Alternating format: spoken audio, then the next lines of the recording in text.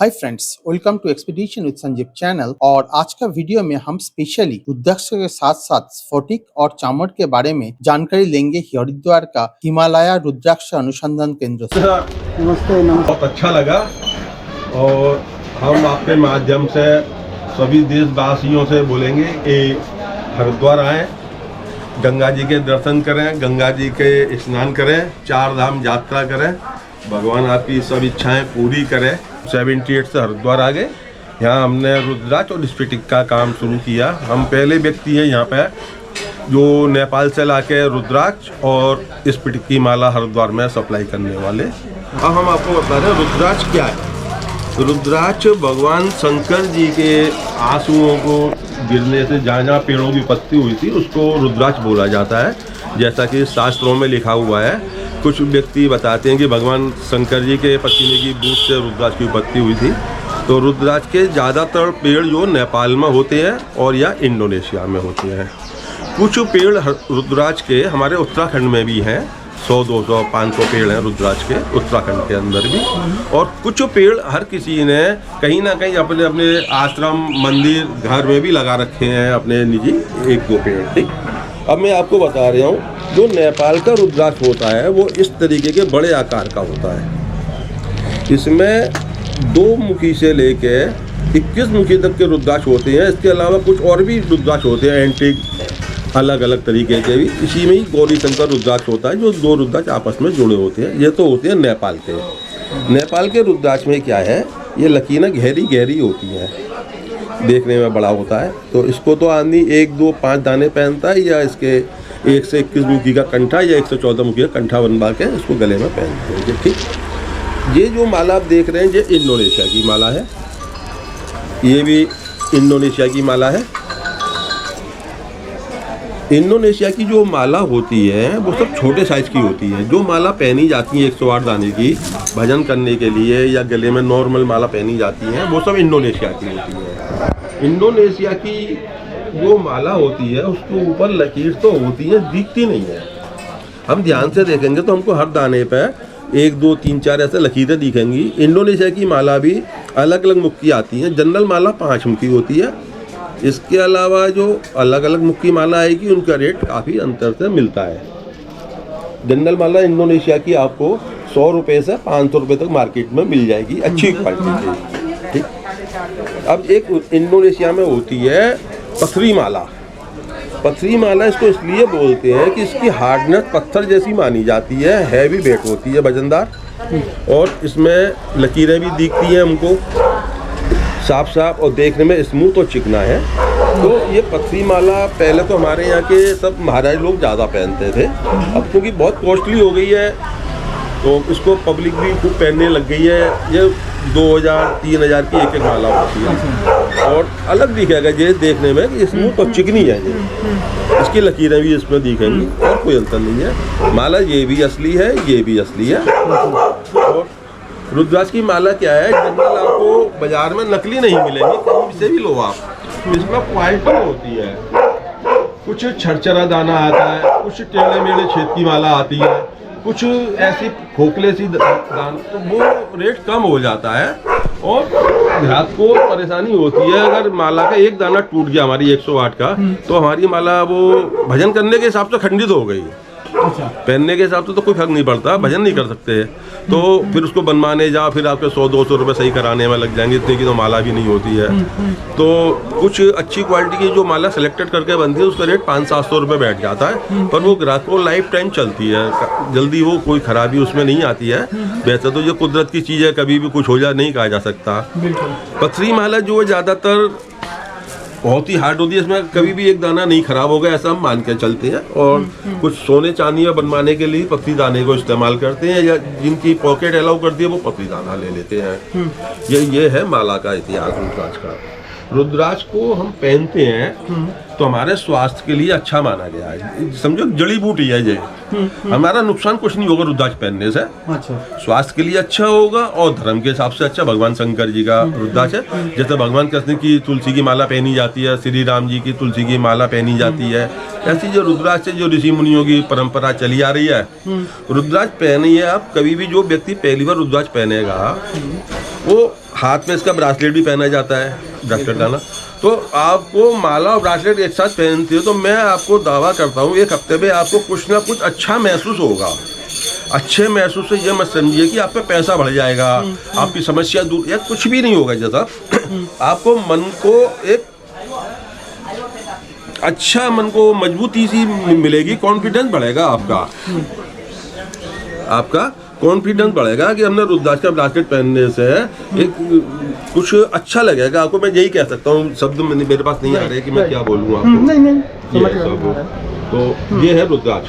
दूसरा, बहुत से व्यक्ति हमसे आते हैं जो मुखदार माला, सबसे कम रेट रुद्राक्ष में 5 मुखी का होता है। अच्छा। इसके बाद में 4-6 मुखी थोड़ा ज़्यादा होता है, 7 मुखी का उससे ज़्यादा होता है, और 8, 9, 10, 11 फिर और ज़्यादा 14। हिसाब कैसे होता है? ये इस पे वो लकीर होती है सर, जो आप देख रहे हैं, ये 4 मुखी है। इसी तरह किसी पे 5 लकीर होंगी तो उसको 5 मुखी मान के चलेंगे। एक बार दिखाइए। 6 होंगी तो 6 मुखी मान के चलेंगे। 6 मुखी मात्र ला दो, 6 मुखी का बोला पैकेट। ये 6 मुखी रुद्राक्ष है, इसके ऊपर 6 लकीर है। आप देखेंगे 1, 2, 3, 4, 5, 6 लकीर है, और ये चांदी से पेंडल बना हुआ है। तो आप इसको डायरेक्ट गले में ओम नमः शिवाय का मंत्र बोलते हुए पहन सकते हैं। और ये हम जो भी सामान बेचते हैं ज़्यादातर लैब टेस्ट कराने के बाद ही बेचते हैं। अच्छा। लैब से क्या है, 2-3 दिन में चेक हो जाता है, कोई रिजेक्शन होगा तो वो ग्राहक को नहीं दिया जाता है। ओके। ये आप कार्ड देख रहे हैं, ये हरिद्वार की फेमस लैब है, उत्तराखंड की सबसे बड़ी लैब है, HRG हिमालय रुद्राक्ष जैम टेस्टिंग लैब।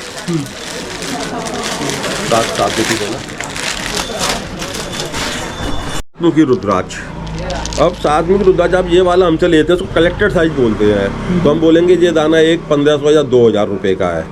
अब ये वाला 7 मुखी दाना लेते हैं तो हम बोलेंगे 500 रुपये का है। दोनों नेपाल के हैं और असली हैं और बढ़िया क्वालिटी के हैं। बड़ा साइज होने से रेट ज़्यादा हो जाता है, और ऐसे कटे पीटे दाने होते हैं तो फिर उसका रेट कम हो जाता है। इसी तरह इसमें गणेश मुखी आता है, इसी तरह गौरी शंकर आते हैं, सब तरह के रुद्राक्ष होते हैं। भगवान की कृपा है कि एक ही पेड़ पर सब तरह के अलग अलग दाने लगते हैं। रुद्राक्ष का दाना है जो पेड़ पर से आया, नेपाल का है। इस पे जब पैदा होता है तो ये हरे रंग का छिलका होता है। अच्छा। जैसे बेर होता है, जैसे इसके ऊपर जो ऑलरेडी छिलका है। हाँ, छिलका है ये, Already और जो ये छिलका सूख के काला हो गया है। तो इसको शुरू में ही जब पैदा होता है तो पानी में डाल देते हैं, छिलके को ऐसे ऐसे करते हैं तो छिलका निकल के रुद्राक्ष निकलता है इस आकार का। अब इसको हम पानी में डाल देंगे तो छिलका 12 घंटे में फूल जाएगा, निकल जाएगा, तो उसमें रुद्राक्ष निकलेगा।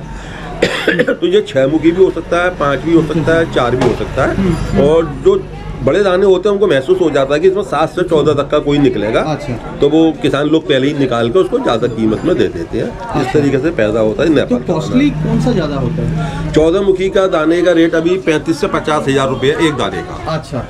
और 9, 10, 11 मुखी दाना लेते हैं तो एक दाने का रेट 3000 से 5000 के बीच में होता है। अच्छा, एक बात बताइए, बिकॉज मतलब ये सुना था मैंने, एक मुखी रुद्राक्ष का सबसे ज्यादा अच्छा माना जाता है, ये क्या सच बात है? सर, एक मुखी रुद्राक्ष अच्छा होता है, पर हम सब लोग उस चीज के पीछे भागते हैं जो हमने नहीं देखी होती है। अच्छा। एक मुखी कम मिलता है तो हर किसी की जिज्ञासा होती है मैं एक मुखी लूं, परंतु एक मुखी इतना ज़्यादा नहीं आता है। नेपाल का एक मुखी दाने क्या कुछ बंद मुख के दाने आते हैं जिसमें एक लकीर खुली रह जाती है, उसी को हम एक मुखी कह के बिक्री करते हैं, और वो एक साल में 150 दाने आते हैं और उनको लेने वाले लाखों खड़े हैं बाजार में। तो इसलिए एक तो उनकी कीमत ज़्यादा हो गई, और एक फिर व्यापारी लोग उसको नकली बेच के उनका विश्वास जीतते हैं। ये है, तो हर किसी को चाहिए, असली आता नहीं है। ये सही कहता हूँ। एक आता है साउथ का एक मुखी, ये आंध्रा और कर्नाटक के जंगल के होते हैं एक मुखी। ये हम पे तो बहुत उत्तम क्वालिटी के दाने हैं, बहुत आप जैसे कह सकते हैं कि ये प्रीमियम क्वालिटी है, उससे भी ऊपर की क्वालिटी है, जो हर जगह जल्दी नहीं मिलते हैं। ये भी बहुत कॉस्टली है, ये भी एक दाना 2000 से 5000 के बीच में होता है। ये असली होता है, इसमें हम लोग नकली नहीं है। बाजार में ये प्लास्टिक के भी दाने बनने लग गए हैं। प्लास्टिक के दाने वाले क्या करते हैं कि इसमें तो एक तरफ छेद होता है, एक तरफ पिन करेंगे तो आर पार होकर तार निकल जाएगा। अच्छा। प्लास्टिक वाले तार ना डाल के इसमें पिंजरा बना देते हैं, क्योंकि प्लास्टिक में छेद ही नहीं हो पाता उनका गोलाई पर। तो वो सब प्लास्टिक के दाने होते हैं जो पिंजरा उनके बिक रहे हैं ज़्यादातर। मैं हर एक के लिए तो नहीं कहूँगा मैं, पर ज़्यादातर कहूँगा मैं। तो ये एक मुखी है साउथ का। ये दाना है कंठा, ये 32 दाने का कंठा है, करीब 1.25 लाख रुपए करीब का है। और ये नेपाल का है 11 मुखी, जिसको बहुत ही दुर्लभ कंठों में गिनती होती है 11 मुखी कंठे को। और बड़े बड़े सिद्ध पुरुष महाराज लोग इसको पहनते हैं। आप चाहो तो रखो, घर में पूजा में भी रख सकते हो। और एक दाना अभी आ गया है इंडोनेशिया का हाइब्रिड, ये है करीब 50 mm का दाना है और 7 मुखी है। इसी में 7, 8, 9, 10 मुखी सब आते हैं। और ये एक दाना 300 से 500 रुपए तक का आता है। एक कंटा 10 से 15 हज़ार के बीच में पड़ता है, पर ये इसके अंदर लकीरें नहीं दिखेंगी आपको। और ये इंडोनेशिया का पैदा किया हुआ दाना है, हाइब्रिड है, नेपाल का नहीं है। धोखा जो होता है कि आदमी इसको नेपाल के ज़्यादा पैसे में बेच देता, वो है धोखा। है तो ये भी असली रुद्राक्ष, और कुछ नहीं है। इसी तरीके देखिए, ये 3 मुखी दाना है, इतना बड़ा, आपको शायद जल्दी नहीं देखा होगा हर जगह। ये हमसे मिलेगा। ये भी हाइब्रिड दाना है। ये 2 मुखी दाना है, ये भी हाइब्रिड दाना है। ये भी इंडोनेशिया का है, नेपाल का नहीं है। जो नेपाल कह के दे देगा वो झूठ है। हम इंडोनेशिया को इंडोनेशिया कह के देंगे, नेपाल का होगा तो नेपाल बोल के देंगे, पथरी माला होगी तो पथरी माला बोल के देंगे, रवेदार होगी तो रवेदार बोल के देंगे। ये है इस पिटिक की माला है, अच्छी क्वालिटी की माला है। ये डिफरेंस कैसे है कि नॉर्मल लोगों को कैसे पता चलेगा? देखिए आजकल क्या है कि अभी चाइना का माल इतना अच्छा देखने में आने लग गया है, आम आदमी जनरल धोखा खा जाता है नकली असली क्या है। मैं तो यही कहूँगा, जो जहाँ से भी ले में अपने विश्वास की जगह से ले, या फिर लैब, जगह जगह लैब हो गई है अब हर शहर में। अच्छा, आप लेबोरेटरी में टेस्ट कराएंगे तो आपको मालूम पड़ जाएगा स्पुटिक असली है या नकली है। अच्छा। ये स्पुटिक की एक छोटे रूप में ये माइंस में से निकले हुए स्टोन है। स्पुटिक का जो स्टोन होता है वो बर्फ की तरह होता है बिल्कुल देखने में। इसमें जो छोटा छोटा पीस आएगा वो तो क्लियर आएगा, और बड़ा पीस जो आएगा शिवलिंग, गणेश या श्री यंत्र, तो उसमें हल्का हल्का निशान आएगा। अच्छा, जो जो हल्का निशान है उसका तो रेट बहुत ज़्यादा होता है। जो बिल्कुल दूध की तरह सफ़ेद जैसा हो जाता है उसका केवल रेट कम हो जाता है। अच्छा, और जो चाइना का आएगा बिल्कुल क्लियर आएगा, उसमें कोई निशान ही नहीं आएगा। यही है बाकी। मतलब जैसे ओरिजिनल कोई पत्थर खरीदने जाए उसको उसको अगर कोई भी दाग उसमें नहीं रहा, उसका कॉस्ट बहुत ज्यादा होता है। बहुत ज़्यादा होता है। थोड़ा सा कॉस्ट रहेगा, बिकॉज नेचुरल। नेचुरल में थोड़ा बहुत तो कुछ ना कुछ आएगा ही आएगा। ये तो सब स्पिटिक हो गया। इसमें इसी तरह से इसके शिवलिंग आते हैं स्पिटिक के, ये पूजा में बड़े सर्वश्रेष्ठ माने जाते हैं। कुछ लोग इसको बर्फानी बाबा भी बोलते हैं। वो क्या है कि हमें तो देखिए असलियत क्या नहीं जानते, कुदरत का क्या नियम है, पर कहते हैं जो करोड़ों साल में जब पृथ्वी बनी थी, जहाँ बर्फ रही होगी वहाँ वो सख्त होकर स्टोन हो गई, तो उसको बर्फ का पत्थर भी बोला जाता है। काफी जगह पे वही लिखा रहता है, बर्फ का पत्थर है। इस तरीके से ये श्री यंत्र स्पिटिक का। अच्छा, अब हम इसकी पूजा करेंगे तो सरस्वती की पूजा स्वतः ही अपने आप होगी, क्योंकि ये स्पिटिक का है। लक्ष्मी की पूजा होगी, ये लक्ष्मी यंत्र है। तो इसलिए ये पूजा में श्री यंत्र स्पिटिक का बहुत ही उत्तम बताया गया, लक्ष्मी प्राप्ति के लिए, लक्ष्मी पूजा के लिए, लक्ष्मी सिद्धि के लिए। ये तो सर आपका हो गया स्पिटिक। हम आपको आज चमर के विषय में बता रहे हैं। देखिए, एक ये चमर है और एक ये चमर है। देखने में तो ये दोनों एक जैसे लग रहे हैं, परंतु क्या है कि ये तो जो नाइलॉन की रेसे से बना हुआ है, इसका रेट बहुत कम होता है। जैसे 150 रुपये, 100 रुपये जैसा कि छोटा भी है। इसमें बड़ा होगा तो 200-500 रुपये का आएगा। ये जो चमर है याक टेल है, जिसको चमर को जो नाम दिया गया, चमरी गाय की पूंछ होती है, इसलिए उसको चमर बोलते हैं। ये हमारे धर्म के मंदिरों में, हिंदू मंदिरों में, गुरुद्वारे में, और जो हमारे पहाड़ के जो देवता हैं उनकी डोली निकलती है, वहाँ पे जो मंदिरों में विशेष पूजा में काम आता है। और ये चमरी गाय का होने की वजह से बहुत कॉस्टली होता है। जनरल ऐसे देखने से हमको नहीं मालूम पड़ता क्या असली नकली है। आप इसका एक बाल जलाइए तो आपको अलग कुछ स्मेल आएगी, इसको जलाएंगे अलग स्मेल आएगी। ये इसकी पहचान है। इसमें यहाँ पे हड्डी होती है, वो अंदर चली जाती है, हैंडल में। अच्छा, और ये ज़्यादातर चमर जो है कैलाश मानसरोवर की तरफ से, लेह लद्दाख से, जो बहुत ऊपर हिमालय पे जो चमरी गाय होती है उनकी पूछ के आते हैं ये। अच्छा, तो ये हमारे पास ही ज़्यादा मिलते हैं हरिद्वार में। ये चमड़ी गाय का जो लेज का जो लाखिट का जो पोर्शन है, जो हड्डी, वो भी रहता है, मतलब वो भी इसके अंदर रहता है, वो इसके अंदर चला जाता है हैंडल बनने के बाद में। अच्छा, ऐसे देखेंगे तो आपको दिखेगा। ये सब बाल उसी के साथ अटैच होती है, जैसे हमारे सिर के बाल हमारे चमड़ी के साथ अटैच होती है। ये मेटल का हैंडल होता है। तो हरिद्वार में जो असली चमर ज़्यादातर हमारे पास ही जाते हैं सब जगह पे, बाकी तो और जगह भी मिल जाते हैं। हरिद्वार में थोड़ा हमारा गुडविल कह लो या जो भी विश्वास कह लो कि सब लोग हमसे खरीदना पसंद करते हैं। फ्रेंड्स, आई होप इस वीडियो देखने के बाद मेरे साथ साथ आप लोग भी जेन्युइन रुद्राक्ष स्फटिक और चामर का पहचान कर पाओगे। इसी उम्मीद के साथ मैं आज इस वीडियो को यहाँ पे ही समाप्त कर रहा हूँ। Stay tuned with me for more travel videos like this.